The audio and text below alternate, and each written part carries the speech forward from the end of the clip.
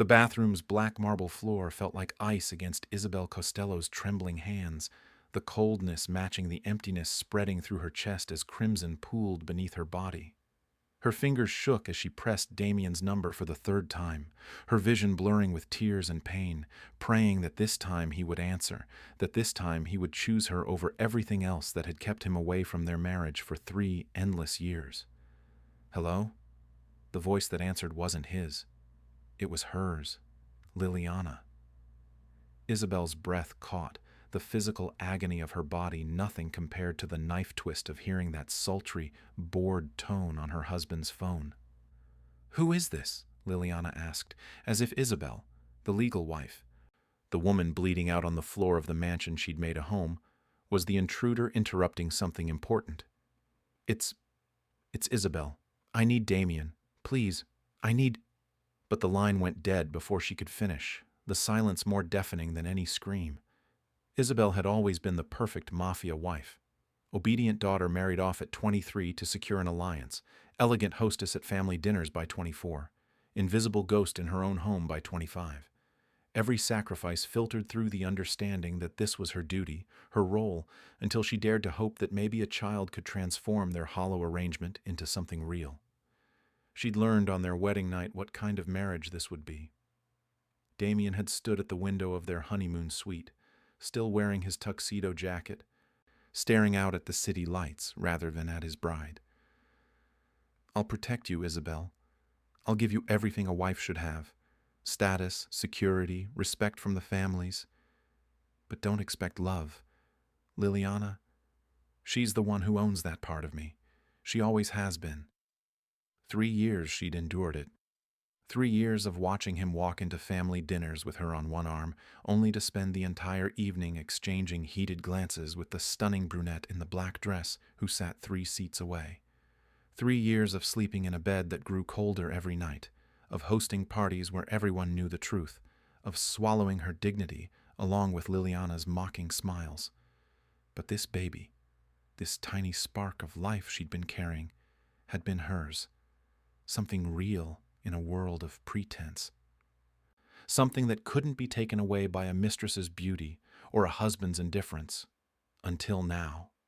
Now Isabel lay alone on the marble floor, her phone screen dark, her husband's cologne fading from the pillows he rarely slept on, her body rejecting the last piece of hope she'd been foolish enough to cultivate. The cramping intensified and she curled into herself, pressing her forehead against the cold stone, tasting salt and copper, and the bitter truth she'd been avoiding for 3 years. She was nothing to him, less than nothing. She was the paperwork, the alliance sealed with a ring and a ceremony, the acceptable face he showed his father's associates while his heart, if he had one, belonged to a woman who'd just hung up on his wife's emergency without a second thought. Isabel's vision went dark at the edges, her consciousness fading like the hope that had died alongside the child she'd never get to hold. Her last coherent thought before everything went black was simple, crystalline, and irrevocable. If I survive this, I'm done being invisible. If you despise people like Liliana who poison others to get what they want, hit subscribe. Only manipulators and homewreckers won't. Comment, "I stand against betrayal," if you believe loyalty matters more than ambition. 3 years earlier, Isabel had stood in the cathedral's bridal suite, her hands trembling as her mother fastened the last pearl button on her wedding gown. The dress was a masterpiece of ivory silk and French lace, worth more than most people earned in a year, but it felt like a shroud. Through the closed door, she could hear the murmur of 200 guests, the most powerful crime families on the East Coast, all gathered to witness the union that would end a decades-long territorial dispute between the Rossis and the Costellos. "You're doing the right thing," her father had said that morning, his weathered hands cupping her face. "Damien Costello is young, ambitious, and he'll protect you. This marriage secures our family's future." What her father hadn't said was that it also secured her cage. Damien had been breathtaking at the altar. Dark hair perfectly styled, sharp jaw, eyes like obsidian that revealed nothing as he'd slipped the platinum band onto her finger. He'd kissed her with practiced precision when the priest pronounced them married, his lips cool and impersonal against hers, and she'd told herself it would get better. That attraction could grow into affection, affection into love. The fantasy had lasted exactly 4 hours. In their honeymoon suite at the plaza, Damien had shrugged off his jacket and poured himself 3 fingers of scotch before finally looking at her, really looking at her, for the first time all day. Isabel had been standing by the window in the silk negligee her mother had insisted she pack, feeling exposed and foolish and desperate for some sign that he wanted her. "We should talk," he'd said, and something in his tone had made her blood run cold. He'd laid out the terms of their marriage with the same clinical efficiency he used in business negotiations. She would be his wife in public, gracious, elegant, above reproach. She would manage his household, attend family functions, produce an heir when the time came. In return, she would have access to unlimited funds, protection from anyone who might threaten her, and the Costello name. "But I won't pretend to love you, Isabel. I can't." He'd drained his glass, his jaw tight. "There's someone else. There's always been someone else. Liliana Voss." Isabel had heard the rumors, whispered warnings from her cousins about Damien's longtime mistress. Yes. No apology, no shame, just flat acknowledgement. "She's not someone I can marry. Her family has no standing, no connections worth preserving. But she's the woman I choose to be with. You're the woman I'm obligated to." The distinction had carved itself into Isabel's chest like a brand. For 3 years, she'd played her part perfectly. She'd smiled through charity galas where Liliana appeared in dresses that cost more than charity itself, where Damien's hand would linger on the small of his mistress's back, while Isabel made polite conversation with politicians' wives. She'd hosted dinner parties where Liliana held court at the opposite end of the table, her laughter bright and sharp as breaking glass. She'd decorated a penthouse she lived in alone, sleeping in a bed Damien visited maybe twice a month, always perfunctory, always silent. When she'd discovered her first pregnancy 6 months into the marriage, Isabel had allowed herself to hope again. Surely a child would change things. Surely Damien would see her differently once she gave him the air he needed. She'd told him over breakfast, her hands shaking as she pushed the ultrasound photo across the table. He'd stared at it for a long moment, his expression unreadable, then nodded once. "Good. My father will be pleased." No joy, no excitement, just satisfaction that she'd fulfilled another contractual obligation. 3 weeks later, she'd woken in a pool of blood. The cramping had been unbearable, and when Damien had finally responded to her frantic calls, he'd sent his driver to take her to the hospital. He hadn't come himself. He'd been in Boston on business, or so his assistant had said. The doctor had called it a spontaneous miscarriage, unfortunate but not uncommon in first pregnancies. Isabel had been discharged with pamphlets about grief counseling and instructions to wait 3 months before trying again. Damien had sent flowers to the hospital, expensive white roses with no card. She'd cried alone in their empty penthouse, mourning the baby and the last shred of her illusion that this marriage could ever be anything but a beautiful, suffocating lie. 14 months after the first miscarriage, Isabel stared at the positive pregnancy test with a mixture of terror and desperate, foolish hope. She'd promised herself she wouldn't do this again, wouldn't let herself believe that a baby could transform her marriage into something real. But standing in the bathroom at dawn, watching the sun paint gold across the marble, she felt that dangerous warmth blooming in her chest anyway. This time would be different. It had to be. She waited until the monthly family dinner to announce it, thinking that maybe with everyone watching, Damien's father, his brothers, the cousins and underbosses who formed the inner circle, he would have to show something other than cold indifference. Maybe surrounded by family, he would remember that marriage was supposed to mean something. The Costello estate's dining room glittered with crystal and candlelight. 20 people seated around the antique table that had witnessed 3 generations of power plays and blood oaths. Isabel sat at Damien's right, the position of honor she'd earned through a wedding ceremony but never through his affection. Across the table, Liliana held court in a crimson dress that made her look like sin incarnate, her dark hair cascading over bare shoulders, as she laughed at something Damien's younger brother said. Isabel had worn navy blue, modest, elegant, appropriate, the invisible wife in her invisible uniform. She waited until dessert was served, then cleared her throat softly. I have something to share. Her voice trembled despite her best efforts. Damien and I are expecting. I'm 8 weeks along. The table erupted in congratulations. Damien's father raised his wine glass, beaming. Finally, an heir for the family. Well done, Isabel. She didn't look at the old man. She looked at her husband. Damien's expression was carefully neutral, his dark eyes revealing nothing as he lifted his glass toward her in a silent acknowledgement. Not joy, not excitement, just recognition that she'd performed her function adequately. But it was Liliana's smile that made Isabel's blood run cold, sharp and knowing like a knife pressed against soft flesh. The mistress lifted her own glass, her red lips curving into something that wasn't quite congratulations and wasn't quite a threat. How wonderful, Liliana purred, her gaze locked on Isabel's. Let's hope this one takes.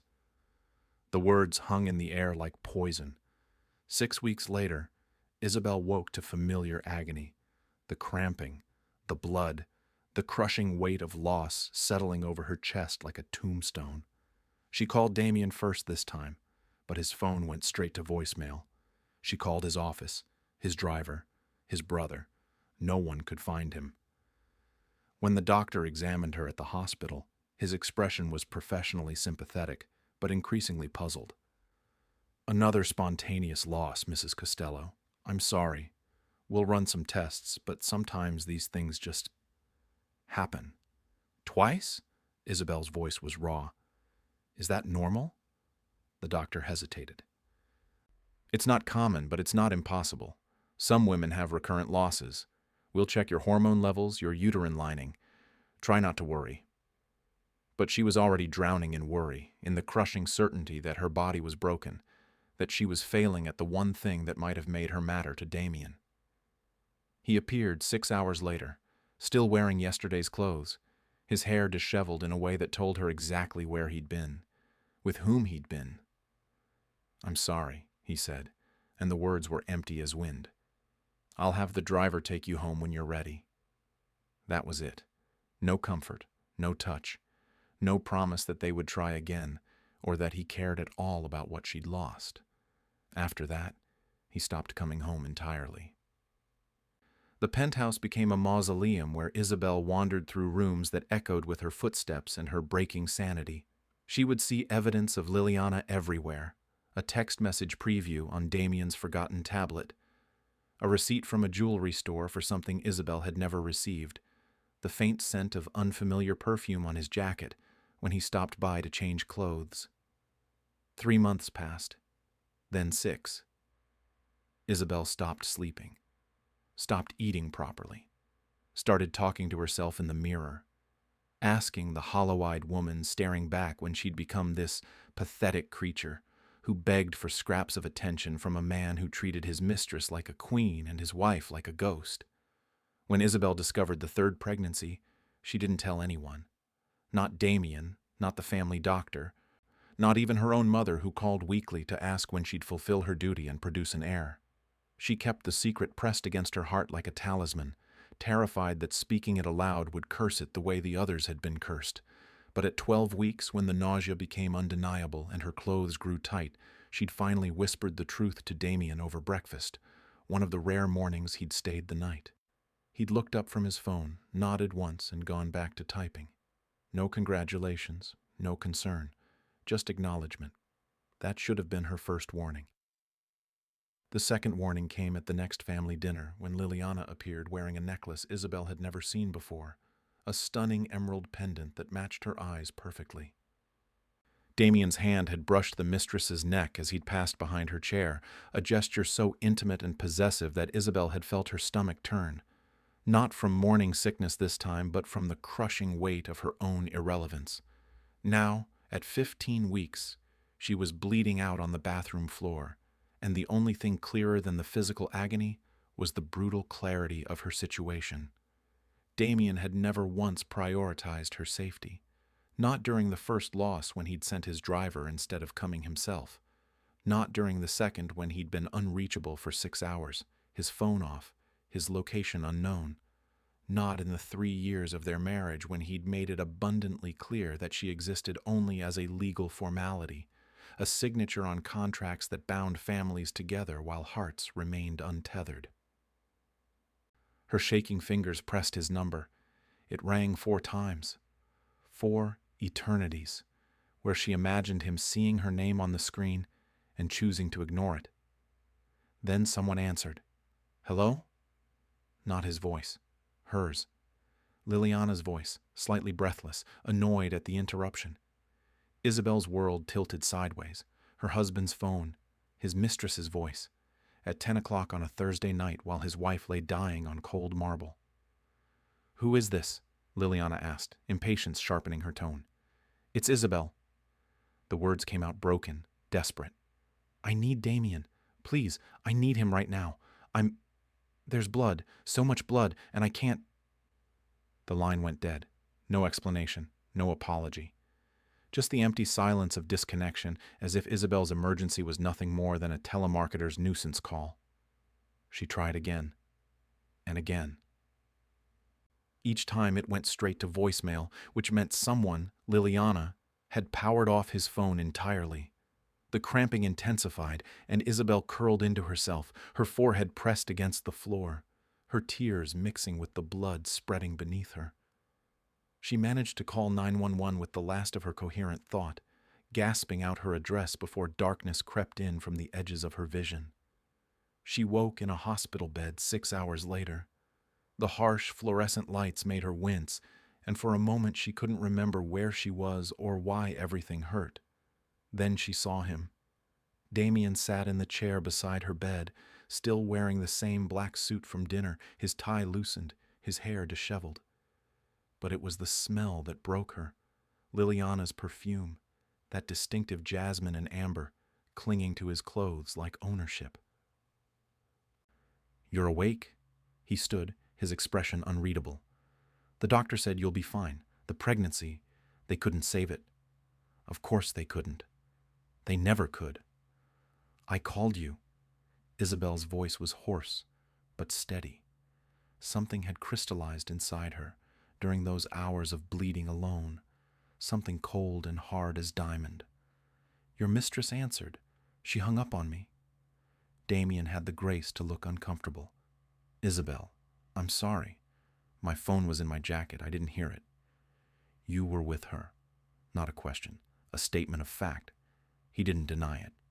I came as soon as I got the message from the hospital. 6 hours. Isabel stared at him, really seeing him for the first time in 3 years.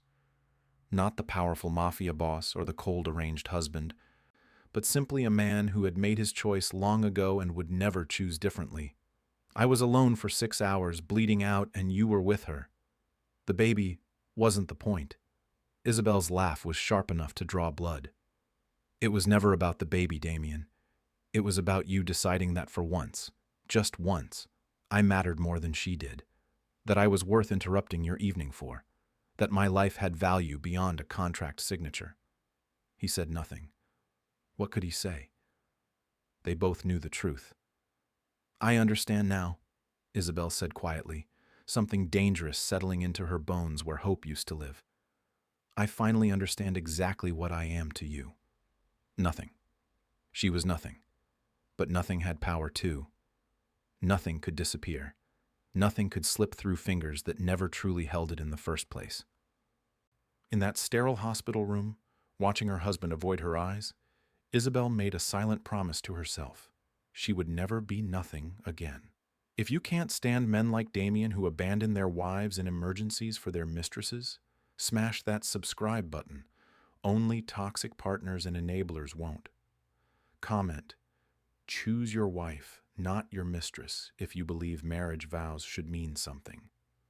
The nurse who changed everything was named Maria, a middle-aged woman with kind eyes and a sister who'd suffered 4 miscarriages before doctors discovered an undiagnosed clotting disorder. On Isabel's second day in the hospital, Maria lingered after checking her vitals, her expression troubled. Mrs. Costello, I hope you don't mind me asking, but have your doctors run a full toxicology panel? 3 losses in such quick succession? It's unusual. Isabel blinked, confused. Toxicology? You mean like drugs? Or other substances? Maria's voice dropped. Sometimes things happen that aren't accidents. I've seen it before in my sister's support group. Women whose losses weren't natural. The implication hung in the air like smoke. Isabel's first instinct was denial. Who would deliberately poison her? But then she remembered Liliana's razor-sharp smile at the dinner table. Let's hope this one takes. The emerald necklace. The way Damien's mistress always insisted on pouring Isabel's wine at family gatherings, playing the gracious hostess, while the actual wife sat silent and ignored.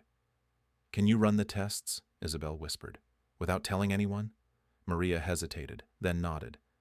I'll list it as routine screening. Give me a day. 24 hours later, Maria slipped a folded paper into Isabel's hand during morning rounds. The results came back flagged. There are trace amounts of misoprostol and mifepristone in your system.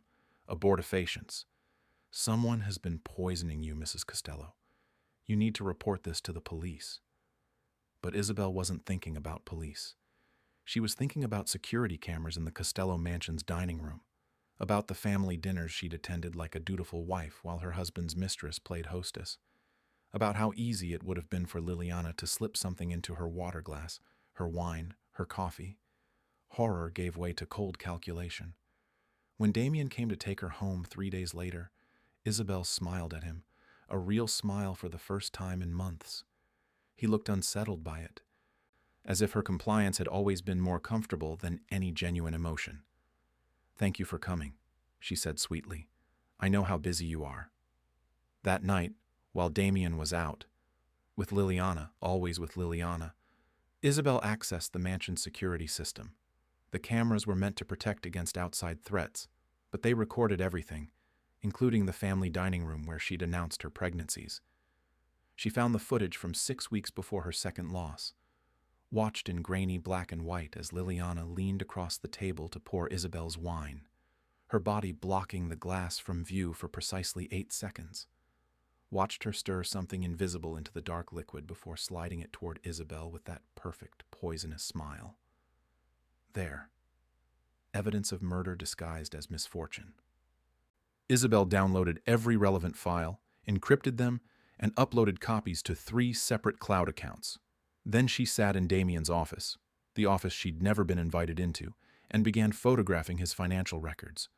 The legitimate ones kept in the safe, and more importantly, the criminal ledgers hidden behind a false panel in his bookshelf. She wasn't calling the police. She was building insurance. If Liliana wanted her gone, she would leave, but on her own terms, with weapons that could destroy them both. The annual Costello family gathering was held at the estate. 300 guests, endless champagne, and enough security to protect a small nation. Isabel moved through the crowd like a ghost, playing her role one final time. She wore white, which felt appropriate, a bride preparing for her own funeral, or perhaps her resurrection. Damien was locked in his father's study with the underbosses, discussing territory disputes and shipment routes. Liliana held court on the terrace in a dress that cost more than most people's cars, accepting compliments and champagne flutes with the confidence of a woman who believed she'd already won. Neither of them noticed when Isabel slipped away.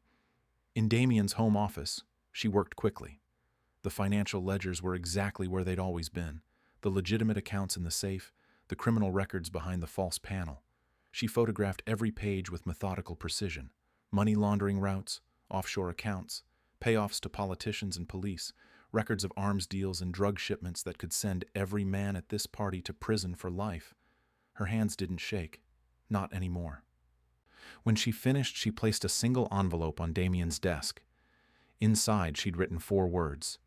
You wanted me gone. No signature. No explanation. He would understand. Her bag was already packed and hidden in the garage. 1 suitcase containing clothes, cash, her passport, and the encrypted drive with copies of everything she'd stolen. She'd disabled her phone's location services 3 days ago, canceled the credit cards tied to Damien's accounts, arranged for a car service to pick her up 3 blocks away from the estate. Isabel walked out through the service entrance while string quartets played and her husband's family celebrated their power. No one stopped her. Why would they? She was just the wife, practically invisible, hardly worth noticing. The car took her to a private airfield where she'd booked passage on a cargo flight to Montreal. No passenger manifest, no questions asked. From there, a train to Paris.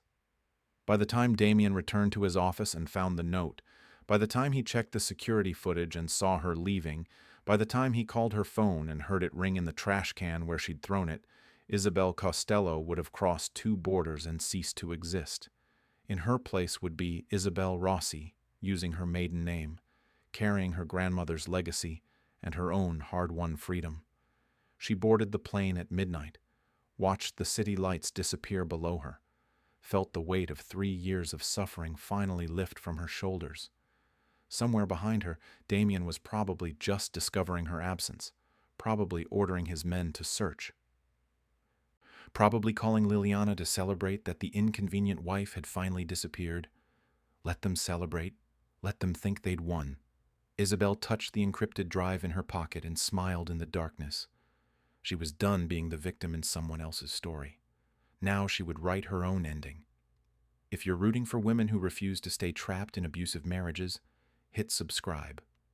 Only those who support controlling partners won't. Comment: I support women's freedom if you believe everyone deserves to escape toxicity and rebuild their lives. 5 years later, Isabel Rossi stood in her art gallery in Montmartre, arranging a collection of contemporary Italian paintings for the evening's exhibition. Sunlight streamed through the tall windows, painting gold across hardwood floors and white walls. And for a moment she allowed herself to feel something she'd never experienced in her marriage: peace. Maman! A small voice echoed from the back office, followed by the thunder of tiny feet. Arya burst through the door, her dark curls bouncing, her eyes, Damien's eyes, that same obsidian black, bright with excitement. Look what I painted. Isabel's heart clenched the way it always did when she saw her daughter's face, that beautiful blend of her own features and his. Arya was 4 now, fierce and brilliant and everything Isabel had hoped for during those 3 poisoned pregnancies. This child, the one Liliana had never gotten to destroy, was her miracle. It's beautiful, mon cœur, Isabel said, crouching to examine the watercolor of what appeared to be a cat with wings. Is it a magical creature? It's a flying cat, so it can visit Papa in heaven, Arya said matter-of-factly. The words hit like a physical blow. Isabel had told her daughter that her father had died before she was born. A necessary lie, safer than the truth. But lately, Arya had been asking more questions. Where was heaven? What was Papa's name? Did he have dark eyes like hers? What made you think about Papa today? Isabel asked carefully. Arya shrugged, already losing interest. Sophie at school has a Papa. I wanted to paint mine a present. Isabel pulled her daughter close, breathing in the scent of paint and strawberry shampoo, pushing down the guilt that rose in her throat. She'd built them a good life here.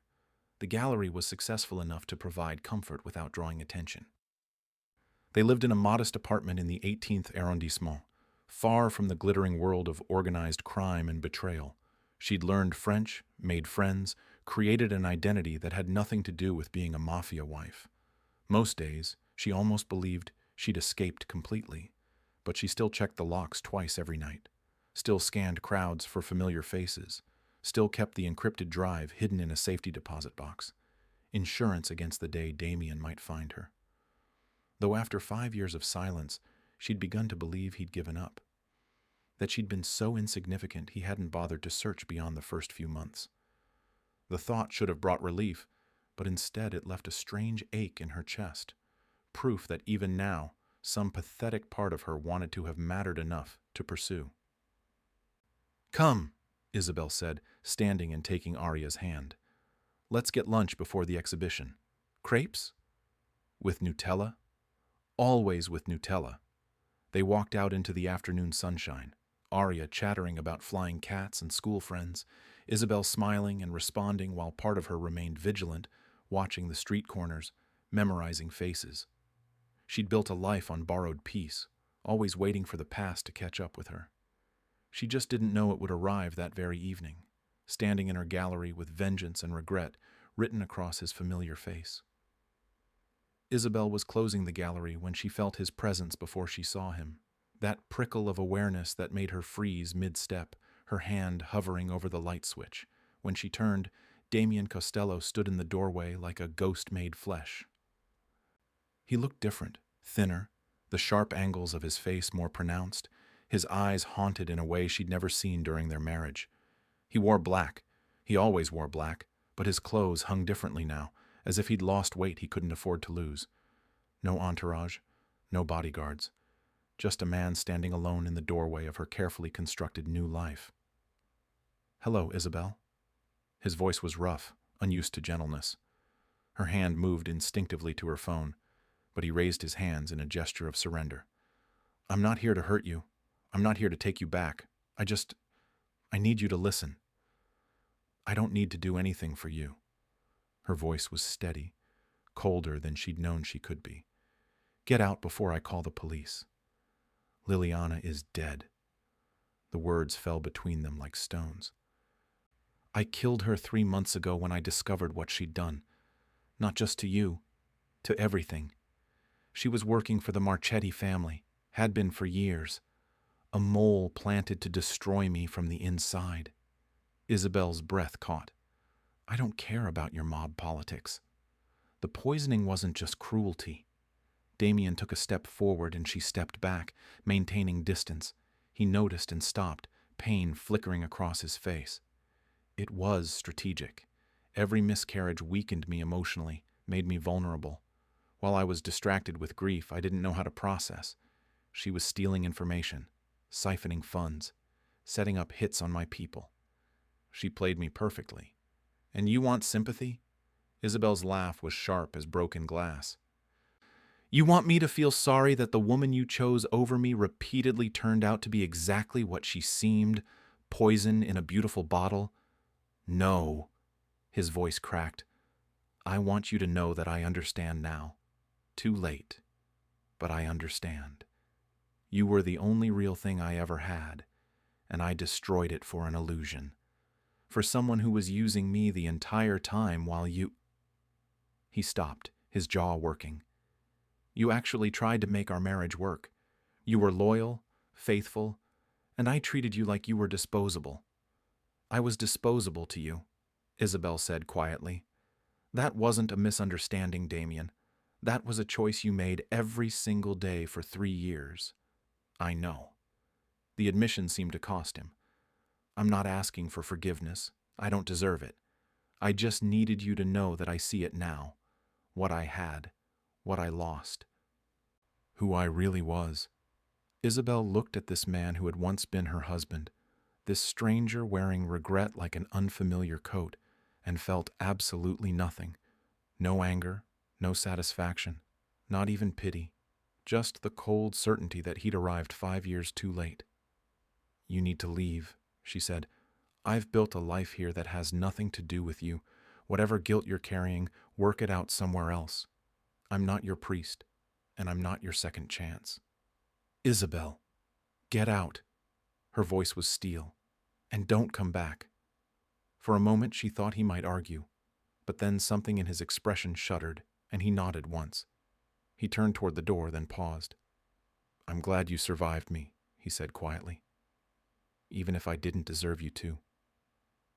Then he was gone, disappearing into the Paris evening, leaving Isabel standing alone in her gallery with her heart racing and her hands shaking with an adrenaline that had nothing to do with fear and everything to do with the realization that her past had found her.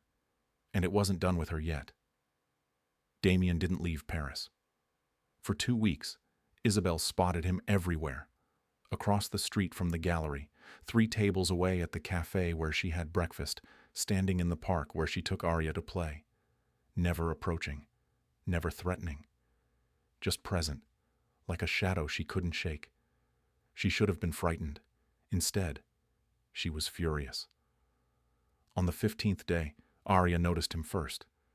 "Maman, why is that sad man always watching us?" Isabel's blood turned to ice.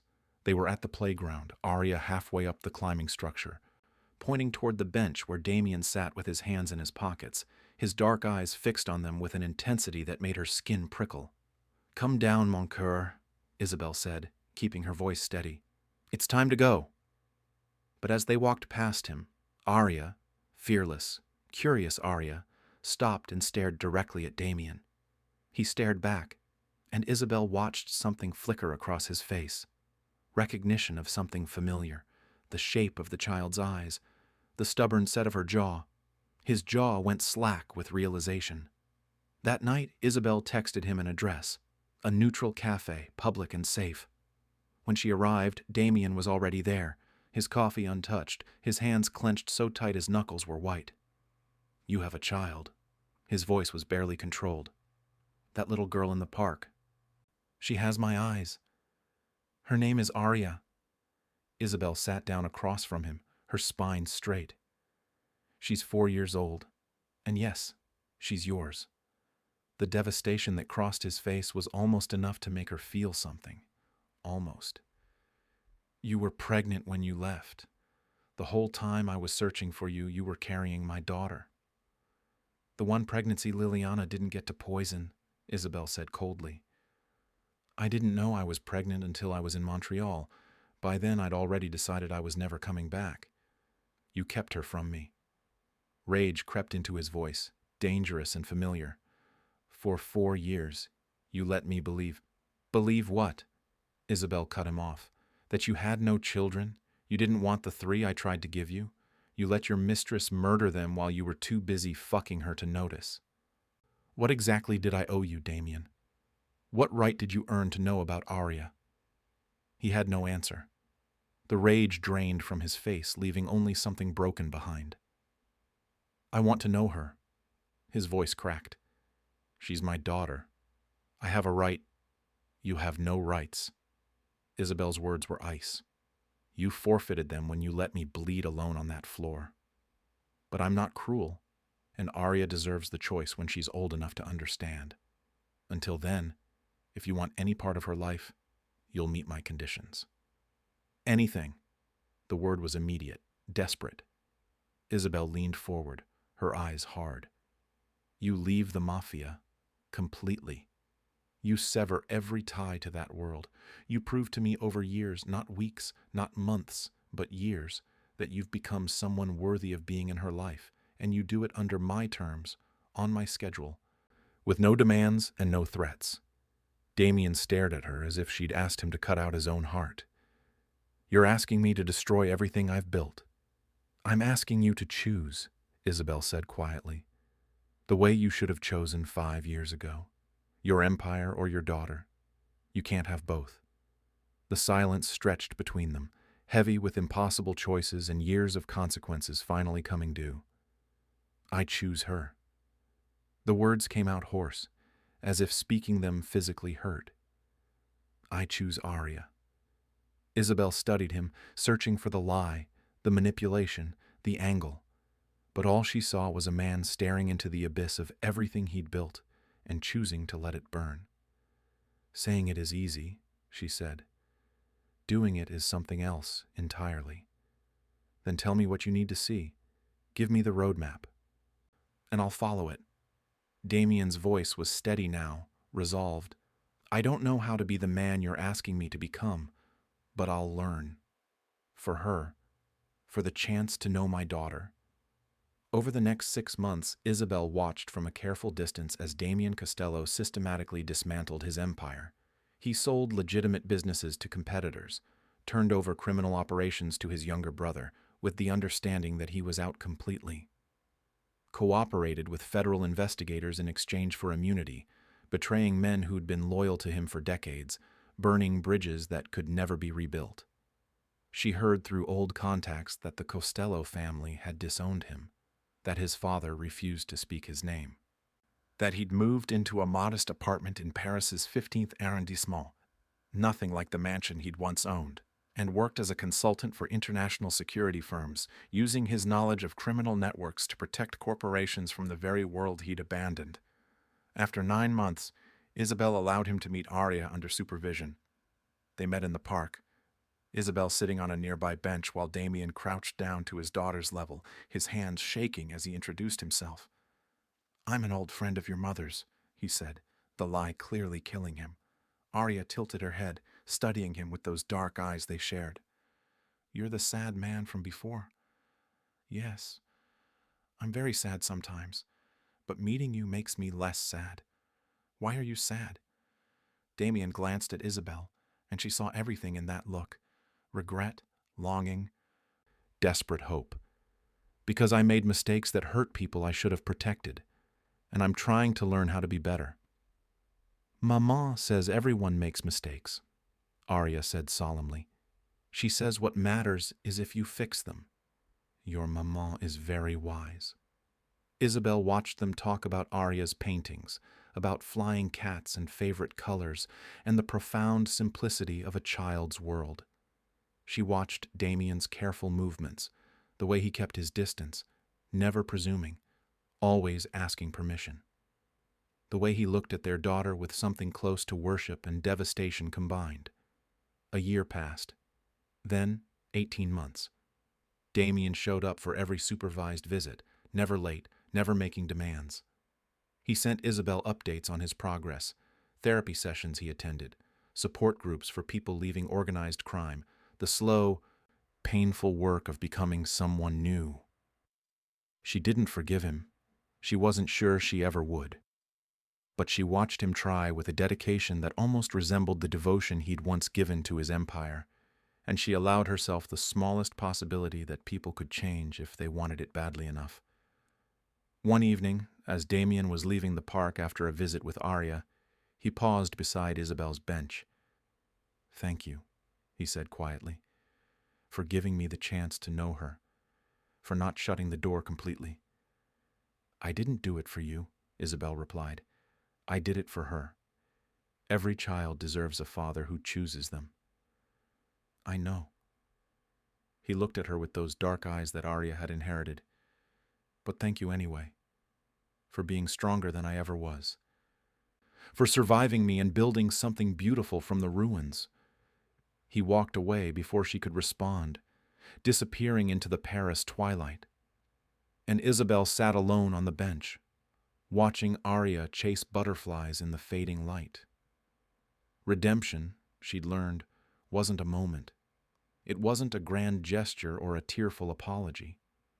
It was years of small choices, of showing up even when it hurt, of becoming someone different than who you'd been. Whether Damien Costello could complete that transformation remained to be seen. But for the first time since the night she'd bled alone on their bathroom floor, Isabel allowed herself to believe it might be possible.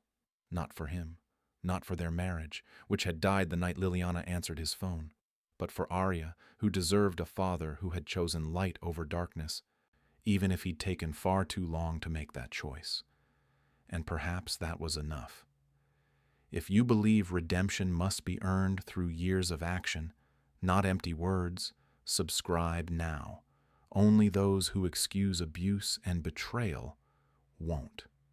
Comment, "Actions speak louder than words," if you think people like Damien should have to prove they've changed before getting second chances.